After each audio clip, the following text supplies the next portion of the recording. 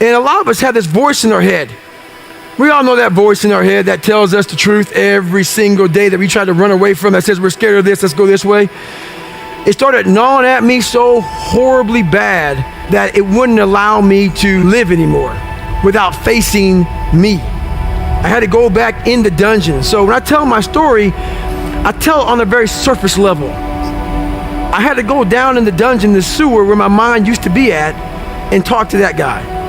Because I wanted to live my life in a way that when I died, I was proud of myself. I know what pride felt like. And if it took pushing myself to death, I was willing to do that. But I wanted to look in that mirror, not impress anybody, not money, not fame, not nothing. I wanted to impress the guy in the daggone mirror. And I worked endlessly and tirelessly to do that. And it happened. It's too hard. Life isn't fair. These things in life are not easy for me. You look to your left and you look to your right and you start to judge yourself off other people. Like if you're a female, well, she's skinny and she doesn't work out as hard as I do, and everything starts to corrupt your mind. You start to look around too much at other people and what they're doing, and that starts to corrupt your own dialogue.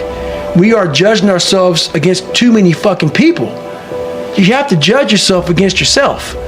And that's the one thing I started learning, man. This isn't a race against me and Rich Roll. This is a race against David Goggins and David Goggins alone. And once you can silence all that bullshit, all the outside interference and things that are attracting your mind to everything, you can then start to grow in realizing I'm stressed out for no reason. This is my own little race.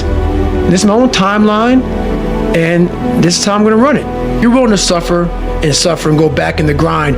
That internal dialogue you have with yourself when you're in misery and you're uncomfortable, it's a real, scary, unfiltered, no lying dialogue between you and yourself.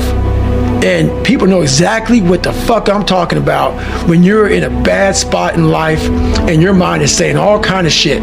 That's who you really are. That's the real you. No Rocky Balboa moments going on up there. You're like, hey, you know, it's around 14. Let's come on. We got this. No, it's like, fuck this. I'm out of here, man. It's crazy. That's where the growth happens.